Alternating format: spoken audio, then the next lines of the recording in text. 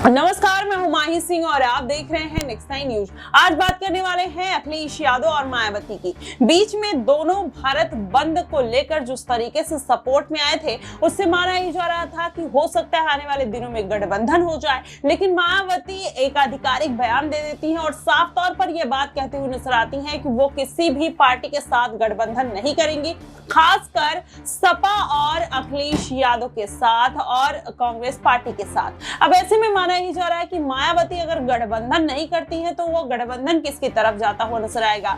लेकिन उसके पहले अगर देखा जाए तो मायावती जिस तरीके से गेस्ट हाउस कांड को लेकर अब अखिलेश यादव पर फिर से निशाना साधती है। भारत बंद पर अखिलेश यादव का समर्थन मिलता है और जिस तरीके से राजेंद्र चौधरी ने एक बार मायावती के ऊपर टिप्पणी की जो भारतीय जनता पार्टी के हैं, ऐसे में मायावती के ऊपर टिप्पणी करना कहीं ना कहीं अखिलेश यादव को खल गया। उन्होंने मायावती का पक्ष लेते हुए लताड़ लगा दी और कहा कि इस तरीके की हरकतें कहीं ना कहीं भारतीय जनता पार्टी को शोभा नहीं देती हैं और इस तरीके के वक्तव्य किसी नेता के लिए नहीं बोले जा सकते। अखिलेश यादव खुलकर समर्थन करते हुए नजर आते हैं। हालांकि मायावती का समर्थन चंद्रशेखर आजाद रावण भी करते हैं और कहते हैं कि ऐसे लोगों को जूतों से मारना चाहिए, मैं बहन जी का अपमान नहीं सह सकता, इस तरीके की बात आजाद भी कहते हैं। लेकिन अखिलेश यादव की बात कहने का अंदाज जो था वो मायावती के लिए काफी नया माना जा रहा था और इससे ये लग रहा था कि अब गठबंधन की जो राह है वो आसान हो सकती है। लेकिन ऐसा कुछ इसलिए नहीं देखने को मिला।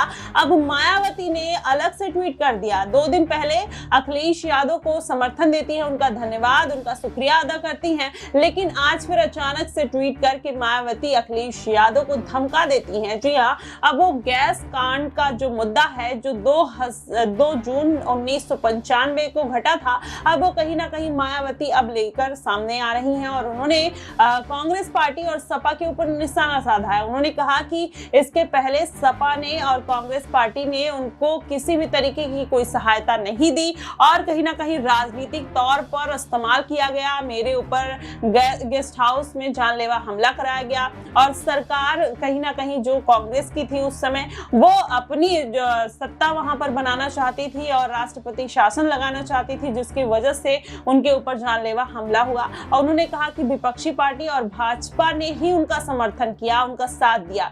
लेकिन इसमें यह बड़ा सवाल निकल कर आ रहा है कि जिस तरीके से मायावती अखिलेश यादव को क्रिटिसाइज करते हुए नजर आ रही हैं, लेकिन अभी 2 दिन पहले वो धन्यवाद बोलते हुए नजर आई, तो कहीं ना कहीं इस बात से जाहिर होता है कि मायावती ये साफ तौर पर कहना चाहती हैं कि वो अब अखिलेश यादव के साथ गठबंधन में नहीं जाएंगी, या फिर एक तरीके का हिंट मान सकते हैं, क्योंकि जब अखिलेश यादव ने समर्थन किया और मायावती ने उनको धन्यवाद दिया, जिसके बाद ये कहा जाने लगा कि इन दोनों का गठबंधन हो सकता है।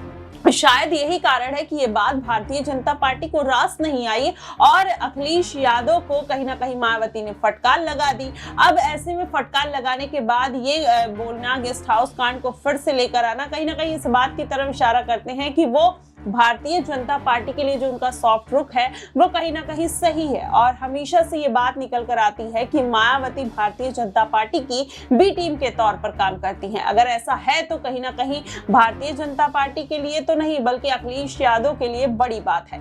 ऐसे में अभी जो समीकरण बन रहे हैं इसी बात की तरफ इशारा कर रहे हैं कि मायावती का जो रुझान है अब वो भारतीय जनता पार्टी की तरफ जाता हुआ नजर आ रहा है। क्या आने वाले दिनों में गठबंधन होगा? क्योंकि लोकसभा चुनाव की अगर बात करें तो 16 से 17 सीटों पर मायावती भारतीय जनता पार्टी को जीत दिलाती हैं और अखिलेश यादव को 15 से 16 सीटों का नुकसान देखने को मिलता है। शायद यही कारण है कि अखिलेश यादव कहीं ना कहीं मायावती के ऊपर निशाना साधते हुए नजर आए और ये बात कहते हुए नजर आए कि मायावती उनके साथ अगर आ जाती हैं, उनको समर्थन दे देते हैं, तो जो 16 से 17 सीटों का नुकसान देखने को मिला था वो अखिलेश यादव को नहीं झेलना पड़ेगा और यही कारण कहीं ना कहीं उठाते हुए नजर आए। लेकिन उसका कोई असर देखने को नहीं मिलता है। मायावती ने इस बार भी लताड़ लगा ही दी। देखना दिलचस्प होगा कि आखिरकार 2027 के क्या समीकरण बनेंगे, क्या दोनों का गठबंधन होगा या भारतीय जनता पार्टी की तरफ मायावती हाथ बढ़ाते हुए नजर आ सकती है। फिलहाल आपको क्या कुछ लगता है आप हमें कमेंट बॉक्स में जरूर बताइएगा। फिलहाल के लिए बस इतना ही। देश और दुनिया की तमाम खबरों के लिए